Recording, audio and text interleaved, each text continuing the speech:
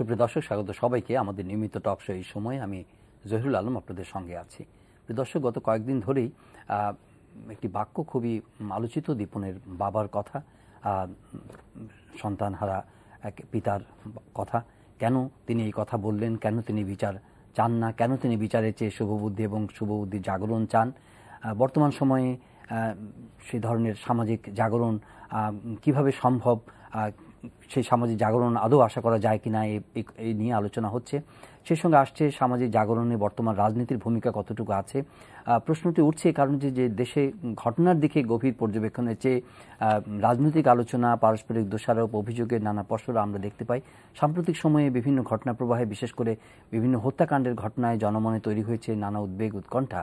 এই পরিস্থিতিকে কেউ স্বাভাবিক বলে ভাবছেন না। গেল ফেব্রুয়ারি থেকে খুন হয়েছেন 4 জন ব্লগার, এই দীপন হত্যা হয়েছে, আরও হামলা হয়েছে প্রকাশকের উপরে, একাধিক ধর্মীয় গোষ্ঠী বা মতাদর্শগত কারণে বেশ কিছু খুনের ঘটনা ঘটেছে। কেন এমন হচ্ছে, এসব পরিস্থিতিটিকে উত্তরণের উপায় বা কী, সে নিয়ে আলাপ করবার জন্য স্টুডিওতে আজ আমন্ত্রণ জানিয়েছি দুজন অতিথিকে। রয়েছেন জনাব সৌরভ হাসান, যুগ্ম সম্পাদক প্রথম আলো, এবং অজয় দাশগুপ্ত, সহযোগী সম্পাদক দৈনিক সমকাল। স্বাগত আপনাদের দুজনকে। আলাপ তো এই নিয়ে আমরা করব। এছাড়াও দিনের ঘটনার মধ্যে বিএনপির ভারপ্রাপ্ত মহাসচিব মির্জা ফখরুল ইসলাম আলমগীর আবার কারাগারে গেছেন। গ্রেপ্তারি পরোয়ানা হয়েছে বিএনপি নেতা গয়েশ্বর চন্দ্র রায়, সাদেক হোসেন খোকা এবং সালাউদ্দিনের বিরুদ্ধে।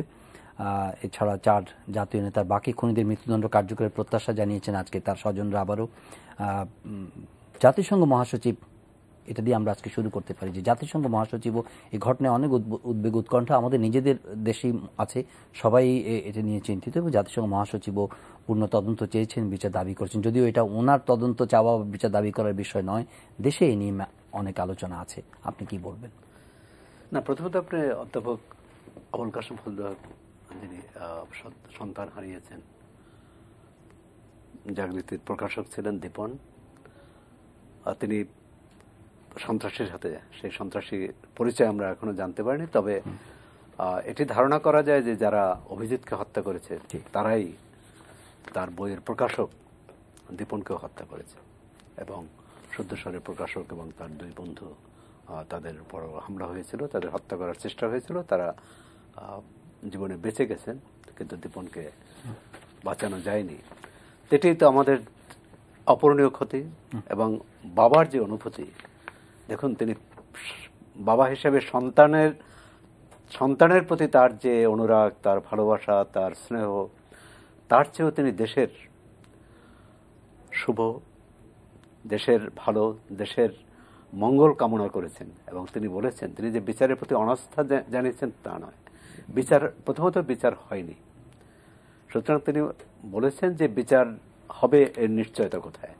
দ্বিতীয়ত তিনি বলছেন যে আইনি বিচার বা আইন শৃঙ্খলা রক্ষাকারী বাহিনী, পুলিশি ব্যবস্থাই এই অপরাধ বা এই ধরনের কর্মকাণ্ড, এই ধরনের সন্ত্রাসী কর্মকাণ্ড বা এই রাজনৈতিক সংঘাত, এটি দূর করা যাবে না।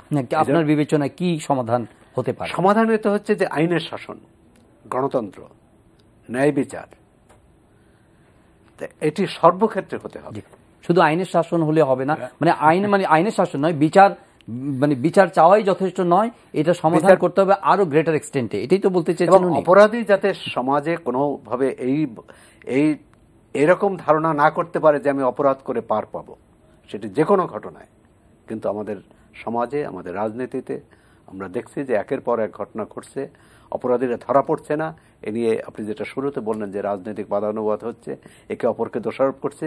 কিন্তু যারা ক্ষমতায় আছে তাদের তো দায়িত্ব, প্রধান এবং প্রথম দায়িত্ব হচ্ছে অপরাধীদের ধরা। না, আমি ওনার প্রশ্নটা যে এই এটা রুট কজেস গুলোকে আইডেন্টিফাই করা, এটা কি মিন করেছেন যে আমাদের নির্বিকার সামাজিক ব্যবস্থা আছে, আইনের প্রয়োগের ক্ষেত্রে শিথিলতা আছে, কিন্তু এইটার বাইরেও আরো আদর্শগত কিংবা রাজনৈতিক, সামাজিক ক্ষেত্রে সবকিছু মিলিয়ে যে একটা গভীর সংকট তৈরি হয়েছে, সেটাকে আইডেন্টিফাই করে সেখানে হাত দেওয়ার কথা বলেছেন কে? প্রকৃতপক্ষে যারা এই খুনের সঙ্গে জড়িত, এই 4-5টা ব্লগার বললেন, আমি ব্লগার শব্দটা ব্যবহারের এই পরিপন্থী, এটা একেবারেই মানে আপত্তিকর শব্দ। তারাও লেখক, মনে হয় লেখক, এবং তাদেরকে কেন ব্লগার বলবো? ব্লগার হলেই তাকে কেন নাস্তিক নামে অভিহিত করব? কিংবা গণজাগরণ মঞ্চে যারা যুদ্ধাপরাধীদের, মানবতা বিরোধী অপরাধের বিচার দাবি করে তারা কেন নাস্তিক হবে? এটা আমার বিবেচনায় যথার্থ শব্দ প্রয়োগ নয়। আরেকটা হচ্ছে, আমরা শামসুর রহমানকে যখন হত্যার চেষ্টা হয় তখনও কিন্তু আমরা দেখেছি চাপাতির ব্যবহার। এবং দেখেন, একটা লোককে তো গুলি করেও মারতে পারে, তাই না? কিন্তু এই যে যারা ঘাতক যাচ্ছে তারা কিন্তু নিষ্ঠুর যন্ত্রণা দিয়ে হত্যা করছে। এবং প্রকৃতপক্ষে আমরা এখন যে বলছি যে উদ্বেগ, সেই উদ্বেগ সংখ্যাটা কিন্তু এই ঘাতকরাই সৃষ্টি করতে চায়। কাজেই আমাদের সর্বপ্রথম সরকার, সরকারের বাইরের যারা যে যেখানে আছে, সমাজে যেখানে অবস্থান করে, তাদের প্রথম দায়িত্ব হচ্ছে এই ভয়ের সংস্কৃতি যারা সৃষ্টি করে, যারা কবি শামসুর রহমান দেশের প্রধানতম কবি, তার বাড়িতে গিয়ে, তার ঘরের মধ্যে গিয়ে তাকে হত্যা করতে চায় চাপাতি দিয়ে, সেই একই ধারা কিন্তু চলছে। অভিজিৎকে ওই বইমেলার কাছাকাছি জায়গা, সহস্র মানুষের মধ্যে গুলি করে হত্যা করতে পারত তারা। তাদের যে প্রযুক্তি, তাদের যে পরিকল্পনা এবং ব্যাকআপ, তারা দেশের ভেতরে বাইরে ধরে নেওয়া যায় যে শক্তির সঙ্গে যুক্ত, তারা সেটা করতে পারত। কিন্তু একটি নিষ্ঠুর উপায়ে হত্যায় তাদের সমাজে একটা পরিবেশ সৃষ্টি করতে চায়, এবং সেইখান থেকে আমাদের বের হয়ে আসতে হবে। বের হওয়ার প্রধানতম উপায় হত্যাকারীদের শনাক্ত করা, চিহ্নিত করা, বিচার করা, সেই কাজটা অবশ্যই। এবং আমি জাতিসংঘের মহাসচিব যেটা বললেন যে খুব মানে বিস্ময়ের, যে 1971-এও তো জাতিসংঘ মহাসচিবের বাংলাদেশ সম্পর্কে তথ্য পাওয়া কোনো পূর্বাকিস্তান তখনকার বা বাংলাদেশে কি ঘটছে, গণহত্যা ঘটছে, লাখ লাখ মানুষকে মেরে ফেলছে, কোটি লোককে দেশের বাইরে বিতরণ করে দিচ্ছে, জাতিসংঘ মহাসচিবরা তখন বা পরবর্তী সময়ে আমরা দেখেছি, 80-র দশকে আমরা দেখেছি, 90-এর দশকে দেখেছি। এখন হয়তো বলবেন যে আধুনিক তথ্য প্রযুক্তির কারণে তারা তাৎক্ষণিক ঘটনা প্রবাহ জানেন, কিন্তু ওই পদে যারা থাকেন তারা তখনও জানতেন। কিন্তু তখন এইসব শক্তি কিন্তু সোচ্চার হয়নি, বরং আমার মনে হয় যে ঘাতকরা, যে অপশক্তি এই ভয়ের সংস্কৃতিটা বা ভয়ের একটা আবহাওয়া, সংস্কৃতি বলবো না, পরিবেশ তৈরি করতে চায়, তারাই যেন উৎসাহিত হয় এদের সেই মানে বার্তা। কিন্তু এই প্রায় ঘটনাগুলোকে বিচ্ছিন্ন ঘটনা বলা হয় এবং শেষ পর্যন্ত এর আর কোনো পরিণতি সেইভাবে দেখা যায় না। এগুলো প্রথম হলো যে বিচ্ছিন্ন ঘটনা হলে তাদের একই ধরনের হত্যা, একই রকম আক্রমণ, এটি কেন হবে? অজয় দাশগুপ্ত যে বলছেন যে কবি শামসুর রহমানের ক্ষেত্রে যা ঘটেছে, হুমায়ুন আজাদ, তারপর অভিজিৎ এবং আরো অনেকের ক্ষেত্রে এই ধরনের হামলা হয়েছে। কথা হচ্ছে যে অনন্ত বিজয় দাস, হামলাকারীদের সম্পর্কে, তাদের চরিত্র সম্পর্কে আমরা অজানা নয়। আমরা জানি যে কোন গোষ্ঠী এই ধরনের নৃশংস হামলা চালাতে পারে। কিন্তু তার বিরুদ্ধে তো রাষ্ট্রকে সজাগ থাকতে হবে, সরকারকে সজাগ থাকতে হবে, আইন শৃঙ্খলা রক্ষাকারী বাহিনীকে থাকতে হবে। প্রায় আমরা শুনি যে এই বিশেষ করে 2 বিদেশি হত্যার পরে বলা হলো যে সরকারকে বেকায়দায় ফেলতে। তো সরকারকে বেকায়দায়, যেখানে মানুষ হত্যা করছে, বেকায়দায় ফেলার চেয়ে তো বড় হচ্ছে যে এই হত্যাটাকে রুখা, হত্যার বিচার করা, অপরাধীর ধরা। 2 বিদেশি নাগরিক হত্যা তো 1 মাস পার হয়ে গেছে, কই অপরাধী তো চিহ্নিত হয়েছে, সন্দেহভাজন 2-1 গ্রেপ্তার হয়েছে, তা নিয়ে অনেক কথাবার্তা আমরা শুনছি, কিন্তু পুলিশ তো এটা বলতে পারে না। আমরা রাজন হত্যার ক্ষেত্রে যেমন দেখেছি খুব তড়িৎ ব্যবস্থা নিয়েছে। তো এইসব ক্ষেত্র এভাবে, এবং এই জঙ্গি গোষ্ঠী বা এই অপরাধী গোষ্ঠীর যে প্রযুক্তি হোক বা যে কোনো তাদের শক্তি, নেপথ্য শক্তি যদি শক্তিশালী হয়, সরকারকে তো সেটা তাদের শক্তিটা বুঝতে হবে। তাজিয়া মিছিলে যে হামলা হলো, মিছিলের প্রস্তুতিকালে শত শত লোক ছিল, সেখানে সিসিটিভি ছিল, সেখানে কয়েকশো পুলিশও ছিল, কিন্তু কারা করলো এবং এক্ষেত্রে কি আগাম প্রস্তুতি নেওয়া দরকার সেটা তো নেয়নি। তাহলে এটা একটা হতে পারে অক্ষমতা, সক্ষমতার অভাব, আরেকটা হতে পারে রাজনৈতিক সদিচ্ছার অভাব। আমি রাজনৈতিক সদিচ্ছার অভাব এটা বলতে চাচ্ছি না, কেননা এই সরকার প্রথম থেকেই বলে আসছে যে তারা এই জঙ্গি গোষ্ঠী, সন্ত্রাসী গোষ্ঠীর বিরুদ্ধে 0 টলারেন্স। কিন্তু কার্যক্ষেত্রে অনেক সময় দেখি না। আরো উদ্বেগের বিষয় হলো যখন অজয়দা যেমন বললেন যে শামসুর রহমানের উপর হামলা, হুমায়ুন আজাদের উপর হামলা, তখন যারা ক্ষমতায় ছিল বলা হতো যে তারা জঙ্গিদের প্রশ্রয় দিচ্ছে, তারা মদত দিচ্ছে, তাদের ইন্ধন আছে। আজকে যে ক্ষমতায় যারা, তারা তো ইন্ধন নেই। তাহলে কি তারা এত বড় শক্তিশালী যে সরকার জিরো টলারেন্স তাদের প্রতি দেখানোর পরেও, সর্বাত্মক অভিযানের পরেও, 7 বছর পরেও তারা এত শক্তিশালী যে একটার পর একটা গুপ্ত হত্যা চালাচ্ছে, একটার পর একটা আক্রমণ করছে। এটা তো আইন শৃঙ্খলা রক্ষাকারী বাহিনীর ব্যর্থতা। আচ্ছা, এই ব্যর্থতা বা সক্ষমতা বা সফলতা যাই বলি না কেন, এর বাইরে যে কথাটা এখন বলছেন যে দীপনের বাবার কথাই আমরা বারবার করে বলছি যে উনি একটা গভীর বেদনাবোধ থেকে এই কথা বলেছেন, কিন্তু যে সামাজিক যে জাগরণ, যে অভ্যুদয়, যে শুভ চেতনার বিকাশের কথা বলা হচ্ছে, এটা কি শুধু মুখের কথা? মানে এটা কিভাবে এটাকে সংগঠিত করা সম্ভব? এই সামাজিক জাগরণ বা শুভ বুদ্ধিটা কিভাবে জাগরিত হবে? সম্ভব আমরা 2013 ফেব্রুয়ারিতে দেখেছি গণজাগরণ মঞ্চ এক ধরনের জাগরণ সম্ভব এবং খুবই স্বতঃস্ফূর্তভাবে, যেটা শুধু সরকার না, সমাজের সব জায়গায় নাড়া দিয়েছিল। এটা এক ধরনের। কিন্তু এটা ঠিক যে জনগণকে সরকারের যে অবস্থান, তার নিজের স্থিতিশীলতা সে অবশ্যই ভাববে, রাজনীতিও করবে তারা। আবার বিরোধী দলগুলো যারা আছে, সরকার বিরোধী বলে হয়তো এখনকার যারা আমাদের সংসদে বিরোধী দল আছে তাকে নিয়ে প্রশ্ন থাকতে পারে, কিন্তু প্রকৃতই যারা সরকার বিরোধী শক্তি আছে তারাও তাদের রাজনীতি করবে, তারা তাদের রাজনৈতিক স্বার্থ উদ্দেশ্য সেটাকে সামনে আনার চেষ্টা করবে, যেমন সরকার করবে।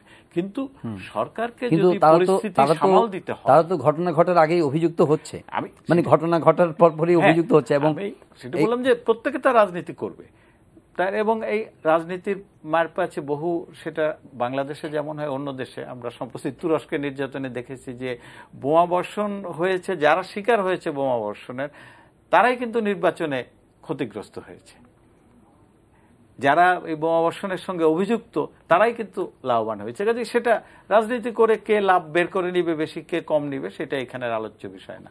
কিন্তু জনগণকে সক্রিয় সচেতন করতে হলে অবশ্যই সরকারের প্রধান দায়িত্ব, তাকে ভূমিকা নিতে হবে, উদ্যোগ নিতে হবে। এবং তার কথা সে যখন বলবে যে আমি একা আইন শৃঙ্খলা বাহিনী একটা এই ধরনের গুপ্ত হত্যা মানে আমি সামাল দিতে পারি না বা আমার সহযোগিতার দরকার, তখন তার কর্মকাণ্ডের ব্যাপারে অবশ্যই আস্থা সৃষ্টি করতে হবে, যেটা আমাদের ঢাকা বিশ্ববিদ্যালয়ের সম্মানিত শিক্ষক আমাদের আবুল কাশেম ফজলুল হক সাহেব বলেছেন। তার ব্যক্তিগত যন্ত্রণার তো কথা শুধু না, কিন্তু এটাও ঠিক যে বিচার চাই না, সরকার বিচার করে না বাংলাদেশে, বিচারহীনতার সংস্কৃতি এইভাবে হয়তো দেখা যাবে না। কারণ অনেকগুলো ঘটনার কিন্তু একসময় জামাত ইসলামের নেতারা মনে করতেন বা বলতেন যে আমরা ধরাছোঁয়ার বাইরে, কিন্তু বিচার তো হচ্ছে।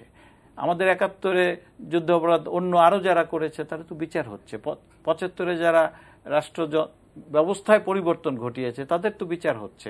কাজে বিচারহীনতার সংস্কৃতি সর্বক্ষেত্রে ব্যাপারটা তা না। এই ধরনের গুপ্ত হত্যা, এটা পুলিশের সক্ষমতা বাড়ানো সেটা একটা, কিন্তু জনগণকে সংগঠিত করতে হলে সরকারের দায়িত্ব হচ্ছে জনগণ যে তার ডাকে সাড়া দিবে, তার কথায় মানে সর্বত্র একটা সচেতনতা তৈরি হবে, সেই আস্থাটা তৈরি করার দায়িত্ব কিন্তু অবশ্যই প্রধানমন্ত্রীর, তার মন্ত্রিসভার সদস্যদের, তার এমপিদের। সেইটাতে কোনো যুক্তি অজুহাত দেখি তাহলে কি এরকম বলা যায় যে ফেব্রুয়ারি থেকে এ পর্যন্ত 5 জন দীপন এবং অন্য 2 প্রকাশক উপরে হামলা, এরপরে কি একটা এই ধরনের একটা মুভমেন্ট নেওয়ার সময় কি এখনো আসে নাই, যে সবাই মিলে একটা আলোচনা করা, এই পরিস্থিতিকে কিভাবে মোকাবেলা করা যায়, সেই পরিস্থিতি কি এখনো তৈরি হয়নি? না, তৈরি হয়েছে। তার চেয়ে বড় হলো যে গণজাগরণ কখনোই সরকারের আহ্বানে হয় না, কোথাও হয় না। কারণ সরকার যদি সবকিছু সামাল দিতে পারতো তাহলে তো যেটা সরকার এখন পর্যন্ত জনগণের সহযোগিতার কথা বলছে, এখন পর্যন্ত মনে করে সহযোগিতা চায় নাই, তো তারা অন্যান্য যেমন নাগরিক সমাজ বা বিভিন্ন পেশাজীবী বা লেখক, বুদ্ধিজীবী, সাংবাদিক তাদেরকে সহযোগিতা চেয়েছে। বরং কোনো গণমাধ্যম যদি সরকারের সমালোচনা করে, তার ব্যর্থতা তুলে ধরে, তখন তো তার উপর খড়গহস্ত হতে দেখা যায়। দ্বিতীয় হচ্ছে আবুল কাশেম ফজলুল হক স্যার যে কথাটি বলছেন সেটির গভীরতা সরকারও উপলব্ধি করতে পারে না, অন্য যে রাজনৈতিক শক্তি উপলব্ধি করতে পারছে বলে মনে হয় না। তিনি বলেছেন যে এটি শুধু আইন শৃঙ্খলা জনিত বা প্রচলিত অর্থে যে খুনের ঘটনা ঘটে, তার বিচার হলো, অপরাধীকে শাস্তি দিল, সেটি না। এটি একটি রাজনৈতিক দর্শনের বিষয়। সেই রাজনৈতিক দর্শন, যে রাজনৈতিক দর্শন মানুষকে চাপাতি দিয়ে কোপাতে উৎসাহিত করে, সেই রাজনীতিকে কিভাবে কিভাবে নির্মূল করা যাবে, সেই রাজনীতিকে কিভাবে নিবৃত্ত করা যাবে, সেই রাজনীতি যাতে সমাজ কাঠামোয় যাতে ভিত না গাড়তে পারে। অর্থাৎ সেক্ষেত্রে সরকার কোনো ঘটনা ঘটলে কাকে ধরলো তার চেয়েও জরুরি হচ্ছে এই ধরনের ঘটনা যাতে না ঘটতে পারে। সেক্ষেত্রে সরকার কি করেছে আমরা তো দেখেছি যে এর আগে যেমন হেফাজতে ইসলাম তারা যে আন্দোলন করেছিল, তারা যেসব সেই ঘটনার তো বিচার হয়নি, তাদের বিরুদ্ধে যে মামলা হয়েছিল সেই মামলাগুলোর কি পরিণতি হয়েছে আমরা অন্যান্য ঘটনার ক্ষেত্রেও দেখি। যে বিষয়টি ভাবা উচিত যে এই সমস্যাটি কিন্তু সরকারের না, সমস্যাটি পুরো বাংলাদেশের। তারা বাংলাদেশের অস্তিত্বের উপর আঘাত আনতে চেয়েছে, সুতরাং তাদের বিরুদ্ধে লড়াই করতে হলে সবাইকে নিয়ে করতে হবে। দীপন হত্যাকাণ্ড বা হামলা, প্রকাশকদের হামলার পরে আমরা কিভাবে এই পরিস্থিতি মোকাবেলা করব, সবাই মিলে মোকাবেলা করব, সরকারের আশ্বাস এবং দোষীদের শনাক্ত করা, গ্রেপ্তার করা, বিচার চাওয়া সবকিছু হচ্ছে, প্রতিবাদ হচ্ছে, ক্ষোভের বহিঃপ্রকাশ ঘটছে, কিন্তু আবার একই সঙ্গে দলীয় রাজনীতির যে একটা আবহ, সবসময় আমরা একটা দোষারোপের মধ্যে থাকি, বাদানুবাদের মধ্যে থাকি, একজন আরেকজনকে আক্রমণ করার মধ্যে থাকি, সেটাও কিন্তু অব্যাহত আছে এবং স্বাভাবিক ধারায় তো চলতেই থাকে। এক ধরনের কঠিন সংকটময় অবস্থা, উদ্বেগজনক অবস্থা, তখনও সেই মানে বাকযুদ্ধ চলতে থাকে। এটা দুর্ভাগ্যজনক বাংলাদেশে এই ধরনের, মানে এই যে বললেন যে চিন্তা, স্বাধীন চিন্তা করবে। আমি ঢাকা বিশ্ববিদ্যালয়ে গিয়েছি, দেখা গেল যে যারা মানে খুব ধরেন এক শিক্ষক তো সবাই ক্লাসে পড়াশোনা পাঠদান করেন, খাতা দেখেন, পরীক্ষা নেন, কিন্তু তার মধ্যে একদল লোক আছে যারা, যেমন তার মধ্যে আবুল কাশেম ফজলুল হক কিন্তু ছিলেন। ওনার যে লেখাটা ভালো লাগতো, মুক্ত চিন্তার মনে হতো, উনি তরুণদের মধ্যে সেগুলো ফটোকপি করে বা নিজের ব্যয়ে ছাপিয়ে বিলি করতেন, যেগুলো সৎ চিন্তা, এগুলো মুক্ত চিন্তা, আধুনিক উন্নত দর্শনের কথা আছে।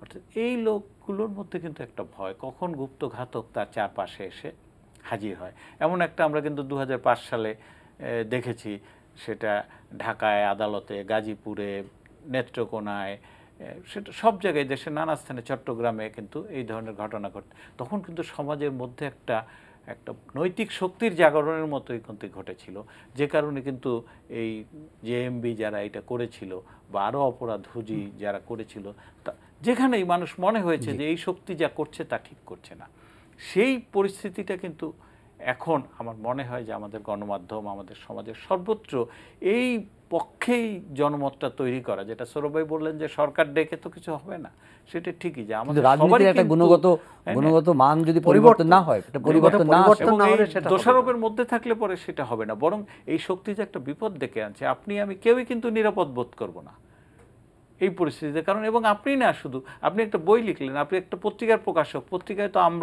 আমরা তিনজনই গণমাধ্যমের সঙ্গে জড়িত, আপনার এখানে নানা মত আসছে, আপনি সেটা প্রচার করছেন।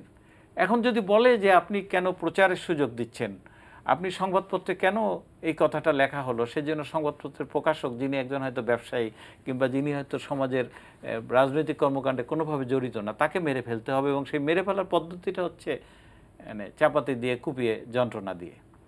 সেইটা কিন্তু আমাদের দেশে বাঙালি সমাজ, বাংলাদেশের সমাজ কিন্তু সেটা গ্রহণ করে না। সেই গ্রহণ যে করে না, সেই শক্তিটা আছে আমাদের দেশে। সেই শক্তির মধ্যে তো রাজনীতি একটা অন্যতম শক্তি। এই যে পারস্পরিক দোষারোপ, তাতে হচ্ছে কি, তাতে এই যে অপশক্তি কিন্তু আশকারা পায়, তারা কিন্তু তাদের সুবিধা হয় যে দোষারোপের রাজনীতির মধ্যে সে যে অন্য একটি পক্ষ। যেমন গতকালই কিন্তু এই দুই ধরনের বক্তব্য আমরা পেয়েছি।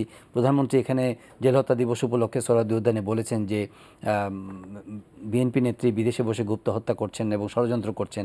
আবার লন্ডনে বসে বিএনপি চেয়ারপারসন বলেছেন যে দেশের যে এই যাবতীয় খারাপ পরিস্থিতি, সেটার জন্য প্রধানমন্ত্রীকে দায়ী করেছেন। শুধু তাই না, তিনি এও বলছেন যে দেশ নাকি এখন লেডি হিটলার চালাচ্ছেন। এই ধরনের দীপন হত্যার পর অধ্যাপক আবুল কাশেম ফজলুল হক স্যারের বাসায় যে কিন্তু বিএনপি এক নেতা মেজর হাফিজ, তিনি যে জাতীয় ঐক্যের কথা বললেন, সর্বদলীয় বৈঠকের কথা বললেন, খুবই ভালো কথা। কিন্তু যদি আবার তার নেত্রী বলেন যে দেশ লেডি হিটলার চালাচ্ছে এবং আওয়ামী লীগের বিরুদ্ধে গণপ্রতিরোধ করে তুলতে, আসন ঐক্য গড়ে তুলি, তখন আর সর্বদলীয় বৈঠকে, তাহলে কি আওয়ামী লীগকে বাদ দিয়ে সর্বদলীয় বৈঠক করতে চায়? আর আওয়ামী লীগকে কি জাতীয় ঐক্য করতে চায় বিএনপিকে বাদ দিয়ে? যদি বিএনপির কেউ অপরাধ করলে অবশ্যই তার বিচার করবে, এমনকি আওয়ামী লীগেরও। কালকে তো একই দিনে প্রধানমন্ত্রী যখন জনসভা করলেন, তার দলীয় নেতাকর্মীদের নিয়ে তখনই চট্টগ্রাম বিশ্ববিদ্যালয় এবং চুয়েটে ছাত্রদল নিজেরা মারামারি করলো, ছাত্রলীগ নিজেরা মারামারি করলো এবং একটি বিশ্ববিদ্যালয় বন্ধ ঘোষণা করতে হলো। তাহলে কোথায় আইনের শাসন, যেটা বা আপনি যে অপরাধীদের বিরুদ্ধে বিচার বা বিরুদ্ধে ব্যবস্থা, অজয়দা বললেন যে অনেকগুলো বিচার হয়েছে, কিন্তু সেখানে যদি দলীয় কর্মী, দলীয় নেতা যুক্ত থাকে তখন বিচার হয় কিনা? আজকে খুলনা মেয়রকে, তার বিরুদ্ধে যেহেতু চার্জশিট হয়েছে, তাকে সাময়িক বরখাস্ত করা হয়েছে, কিন্তু আমরা তো দেখি যে খুনের মামলার আসামি যে এই সরকারি দলের সাংসদ, তার তো সদস্য পদ যায় না। সুতরাং আইন সবার প্রতি একই গতিতে চলতে হবে। আমরা এই প্রসঙ্গে যদি আপনি জিজ্ঞেস করি যে আজকে আইনের স্বাভাবিক গতিতে কিনা যায় না, নাশকতার 3 মামলায় মির্জা ফখরুল ইসলাম আবারও কারাগারে গেছেন, উনি অসুস্থ ছিলেন, চিকিৎসা করিয়েছেন বিদেশে, আজকে আবারও যাবেন বলেছেন, যে আবারও যাবেন চিকিৎসার জন্য, এমন কথা কিন্তু দেশে ফিরেই বলেছিলেন। এখন জামিন নামঞ্জুর হয়েছে, কারাগারে আবার পাঠানো হয়েছে ওনাকে। আর হচ্ছে যে বিএনপির অন্য নেতা যারা কয়েকজন আছেন, গয়েশ্বরচন্দ্র রায়, সাদিক হোসেন খোকা তো দেশের বাইরে, সালাউদ্দিনও নেই, তাদের বিরুদ্ধে গ্রেপ্তারি পরোয়ানা জারি হয়েছে। তো এই অবস্থার মধ্যেও তো রাজনীতির মধ্যেও তো সুবাতাস বা মানে এই ধরনের কোনো জাগরণ হবে না, সমঝোতার কোনো পরিবেশ নাই এবং অদূর ভবিষ্যতে আশাও করা যায় না। আপনি কি মনে করেন? সেটা আমরা বলতেই পারি। রাজনৈতিক নেতা হিসেবে মির্জা ফখরুল মানে একজন বলা যায় যে সিজন্ড পলিটিশিয়ান, বাংলাদেশে তো কমে যাচ্ছে, এমনকি সরকারি শাসক দলেও কমে যাচ্ছে এরকম মনে হয়। অভিযোগ হয় যে আমলারা দলের কর্মকাণ্ড ব্যবসায়ীরা নিয়ন্ত্রণ করেন। হ্যাঁ, আমি একটা কথা অনেক সময় বলি, ব্যবসায়ীরা সরকারের কাছে অনেক দাবি করেন যে ব্যবসা পরিবেশ উন্নত করো, কিন্তু পার্লামেন্টের 60-70% ব্যবসায়ী তারা কেন উন্নত করে না? দেশের ব্যাংকিং খাতের আমানতের 70% ব্যবসায়ীরা নিয়ন্ত্রণ করে, প্রাইভেট ব্যাংকগুলো, তারা কেন ব্যাংকিং সেক্টরের পরিস্থিতি উন্নয়ন করে না? সেটা ভিন্ন। কিন্তু ফখরুল সাহেব খুবই মার্জিত, মানে রাজনীতিকদের মধ্যে ব্যতিক্রম এবং অসুস্থ, কাজেই মানে জেল রাজনীতিকদের জন্য নতুন কিছু নয়। মানে আজকে যে দিবসটা আমরা দেখি যে 4 জন নেতা হত্যাকাণ্ড, নির্মমভাবে এবং জেলের মধ্যে যেখানে রাষ্ট্র সুরক্ষা দেওয়ার কথা, সেখানে রাষ্ট্র থেকেই রাষ্ট্রপ্রধানের নির্দেশেই খুন হয়েছে। এটা তো ঘটনা। ইতিহাসবিদরা বলছেন যে এটা একটা জেল হত্যা না, একটা আদর্শকে হত্যার চেষ্টা, এবং সেটা তো কাজেই রাজনীতি করলে জেল কিংবা এই মানে জেলেও মানে করুণ পরিণতি হতে পারে, সেটা মেনে নেওয়া, দোষে বা সেটার জন্য প্রস্তুত থাকা, সেটা এক জিনিস। কিন্তু মানে রাজনীতিককে কোনোভাবেই মানে রাজনৈতিক প্রতিপক্ষকে ঘায়েল করার জন্যই শুধু তাকে কারাগারে পাঠাতে হবে এমন যেন না হয়, সেইখানে তার ন্যায় বিচার পাওয়া, আইনের শাসন, সেটা খুবই গুরুত্বপূর্ণ। একটু প্রসঙ্গক্রমে জিজ্ঞেস করি, আপনি এই প্রসঙ্গে কোনো মতামত? না, এই প্রশ্ন উঠেছে যে তার বিরুদ্ধে কোন মামলা। এখন গাড়ি পোড়ানো, গাড়ি বোমা মারা, এখন মির্জা ফখরুল ইসলাম আলমগীর কি নিজ হাতে বোমা মেরে আসছে এবং এটা তদন্তকারী কর্মকর্তা দেখেছেন বলে তার বিরুদ্ধে চার্জশিট দিয়েছেন? অধিকাংশ ক্ষেত্রে হচ্ছে কি মদতদাতা অথবা তাহলে কাকে হুকুম দিল? যাকে হুকুম দিয়েছে তাকে ধরতে পারছে না, এখন হুকুমদাতাকে নিয়ে।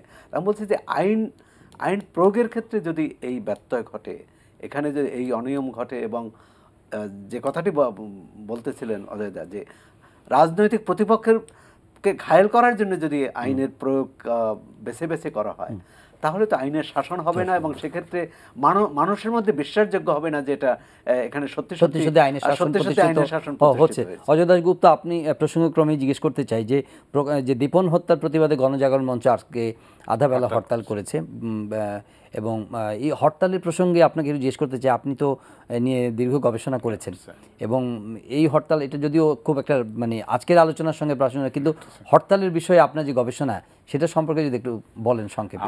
আপনি 47 থেকে 1947 থেকে 2015, অর্থাৎ এই 3রা নভেম্বরের যে হরতাল, এই 70 বছরের হরতালের একেবারে জাতীয় হরতাল, স্থানীয় হরতাল, কারা ডেকেছে, কি ইস্যুতে ডেকেছে, এক দল কতটা হরতালে যুক্ত, অনেক দল কতটা হরতালে যুক্ত, কোন দল কত ধরনের হরতালে জড়িত, বা সাধারণ কত বেশি হরতাল করেছে, সব কিছুর তথ্য আমি সংগ্রহ করেছি 70 বছরের পত্রিকা থেকে। এবং আমি মনে করি যে এটা কোনো হরতাল সংস্কৃতি না, এটা এখন একটা সময় ছিল যে অবস্থা, সেখান থেকে এখন অবশ্যই বের হয়ে আসার সময় এসেছে। সেটাও গুণগত পার্থক্য, একটা সময় তো ধরেন হরতাল হতো, একটা হরতালের বিবরণ আছে এরকম যে মানে এমনকি সবজি কেনার জন্য কোনো দোকান খুঁজে পাওয়া যায়নি, মানুষ বুড়িগঙ্গা নৌকায় গেছে সবজি কেনার জন্য, এমন ভাবে পালিত হয়েছে আর কি। আবার যদি হরতালের বিরুদ্ধে মত বলেন, সেই 54-55 সালে দেখেছি দৈনিক চাষির পত্রিকায় যে ইংরেজ গেল কিন্তু হরতাল রয়ে গেল। আবার এখনো আপনি দেখবেন যে আমরা সম্পাদকীয় লিখছি বা কলাম লিখছি, কিন্তু হরতালটা রয়ে গেছে 70 বছরও, এখান থেকে বের হবে। তবে আমার মনে হয় যে এটা আমি শনিবারে, হরতাল সেই আগের অস্ত্র হিসেবে আর কার্যকর নেই। শনিবারে আমি একটা উপস্থাপনা করব ঢাকা বিশ্ববিদ্যালয়ের সিনেটে, আমি আশা করব যে এটা থেকে বের হয়ে আসার কিছু পথ নির্দেশ আমার কাজের মধ্যে থাকবে এবং সব রাজনৈতিক দল এই অনুশাসন মেনে নিবে যে রাজনৈতিক দাবি অধিকার আদায়ের জন্য হরতাল কোনো অস্ত্র নয়। এই যে হরতালটা হলো, এইটা কি প্রাসঙ্গিক মনে হয়েছে কিনা যে গণজাগরণ মঞ্চ যে হরতাল প্রতিবাদের ভাষা, প্রতিবাদের ভাষা এবং প্রতিবাদের সর্বোচ্চ মানে সর্বোচ্চ ভাষা, শেষ অস্ত্র। এখন কখন ডাকে, যেমন গতকাল মানে এই 3 তারিখে যে হরতালটি হলো, সেটা হচ্ছে একটি নির্মম হত্যাকাণ্ডের প্রতিবাদে গণজাগরণ মঞ্চ একটি অরাজনৈতিক যারা এই আহ্বান জানিয়েছে। সাধারণত আমরা দেখি যে হরতাল হচ্ছে রাজনৈতিক সংঘবদ্ধ গোষ্ঠী হরতাল পালন করে, গাড়ি ভাঙচুর করে অথবা গাড়ি অবরোধ করে। যে একটি বিষয় হচ্ছে যে হরতাল তখনই বন্ধ হবে যখন হরতালের কারণ থাকবে না। হরতাল জোর করে বন্ধ করা যাবে না। আজকে আমরা বলতে পারি যে হরতাল যত অকার্যকরী হোক না কেন, হরতাল নাহলে অবরোধ হবে। আমরা তো অবরোধের হরতাল খুব পার্থক্য নেই, মানে প্রতিবাদের কোন একটা বহিঃপ্রকাশ এবং সর্বাত্মক। এবং আমরা 3 মাস তো দেখেছি। কথা হচ্ছে যে হরতালের কারণ দূর করতে হবে, এবং হরতালের কারণ দূর হচ্ছে যে রাজনৈতিক সুস্থ রাজনীতির যে চর্চা, রাজনৈতিক যে ভাষা, যে সংস্কৃতি, সেটি যাতে সবাই প্রয়োগ করতে পারে। অর্থাৎ তার যে রাজনৈতিক যে অধিকার, সেই অধিকার যাতে প্রয়োগ করতে পারে, অধিকার যাতে সবাই ভোগ করতে পারে, সেটি যদি রাষ্ট্রের পক্ষ থেকে সেই নিশ্চয়তা থাকে, তাহলে হরতাল হবে না। ভারতে কোনো রাজ্যে আইন দ্বারাও মানে আদালত হরতাল বন্ধ করেছে, কিন্তু তারপরেও কিন্তু হরতাল হচ্ছে, সারা ভারতেও হয়েছে কিছুদিন আগে। আমরা চাই যে এমন একটি পরিবেশ, এবং এটি তো ঠিক যেটা যে ব্রিটিশ আমল বা পাকিস্তান আমল গেছে, আমরা হরতাল করেছি বিদেশি শাসকদের বিরুদ্ধে, ঔপনিবেশিক শক্তির বিরুদ্ধে। আজকে আমরা নিজের দেশে কেন হরতাল করব, কেন হরতাল করতে হবে? এবং আমাদের দেখা যাবে যে যারাই বিরোধী দল থাকে তারা হরতালের পক্ষে, এবং যারা ক্ষমতায় থাকে হরতালের বিপক্ষে বলেন। আমরা এই সংস্কৃতি থেকে বেরিয়ে আসতে চাই, বেরিয়ে আসা উচিত যে সরকার এবং বিরোধী দল তাদের মধ্যে একটা ন্যূনতম কর্মসম্পর্ক থাকা উচিত, তাহলেই হরতাল হবে না। ন্যূনতম কর্মসম্পর্ক, এটা কি সম্ভব? এটা মানে এখনকার অবস্থায় তো, এবং এই কর্মসম্পর্ক না থাকার কারণে যে বড় বড় ঘটনাগুলো ঘটে যাচ্ছে এবং চ্যালেঞ্জগুলো আরো বড় হয়ে উঠছে আমাদের সামনে, সেটা কিভাবে আমরা চরম প্রতিপক্ষ, বৈরী প্রতিপক্ষ, তার সঙ্গে তো আলোচনা হয়। বাংলাদেশে এটা অভাব, এবং বাংলাদেশে কিন্তু খুব ভালো একটি অবস্থা, এটা অন্য অনেক দেশে পাবেন না, যে এই গণমাধ্যম কিন্তু সবার জন্য একটা সুযোগ করে দিয়েছে। প্রত্যেককে যার যার কথা বলা, রাজনৈতিক দল, সামাজিক শক্তি, শিক্ষা সংস্কৃতি বা বিভিন্ন পেশায় যুক্ত যারা, তাদের সবার কথা বলার কিন্তু একটা চমৎকার সুযোগ আমাদের টিভি চ্যানেলগুলো, আমাদের প্রাইভেট বেতারগুলো, আমাদের সংবাদপত্র একটা চমৎকার পরিবেশ আবহ তৈরি করে দিয়েছে যে প্রত্যেকে তার কথা বলো, প্রত্যেকে যুক্তিতে থাকো, তর্কে লিপ্ত হও। এই সুযোগটা আরো বেশি করে হওয়া উচিত জাতীয় সংসদে, এটা হওয়া উচিত রাজনৈতিক ফোরামের বাইরেও। কিন্তু এই একটা ফোরাম আমাদের তৈরি হয়েছে, সেই ফোরামটাকে কিন্তু সবাইকে গ্রহণ করতে হবে, এবং তাহলেই আমি বলবো যে কোনো সমস্যার সমাধান আমরা পাবো। তাতে আবুল কাশেম ফজলুল হকের যে যন্ত্রণাজনিত যে ক্ষোভ, হতাশা, সেটাও কিন্তু দূর করার জন্য আমাদের সম্মিলিত, এবং শুধু আবুল কাশেম ফজলুল হকই বলেন নাই, অভিজিতের স্ত্রীও বলেছেন, দায় রয়েছে তো আমাদের একটা। সেটা একজন পিতা ক্ষোভ থেকে সেটা কতটা সরকারের বিপক্ষে গেল সেইভাবে দেখলে তো হবে না। এই ধরনের ঘটনা প্রতিকারে আমাদের সবারই কিন্তু একটা দায় রয়েছে, যে যেখানে অবস্থান করুন। আপনি ক্ষমতা দখলের রাজনীতি করেন, ঠিক আছে, ক্ষমতা দখলের রাজনীতিতে নিষ্ঠুরতা আছে, ক্ষমতা টিকিয়ে রাখার জন্য নিষ্ঠুরতা আছে। সেটা ভিন্ন প্রশ্ন, কিন্তু কতগুলো প্রশ্নে আপনাকে কিন্তু অবস্থান নিতে হবে এবং নিজেকে দায় এড়ালে চলবে না। আজকে ধন্যবাদ স্টুডিওতে আপনাদের দুজনকে আসার জন্য। প্রিয় দর্শক, আমরা আজকের এই আলোচনা এখানে শেষ করছি। সবাই ভালো থাকবেন, দেখা হবে পরের অনুষ্ঠানে। আমাদের এই অনুষ্ঠানটি অনলাইনে ভিজিট করতে পারেন www.ntvd.com এই ঠিকানায়। ভালো থাকবে সবাই।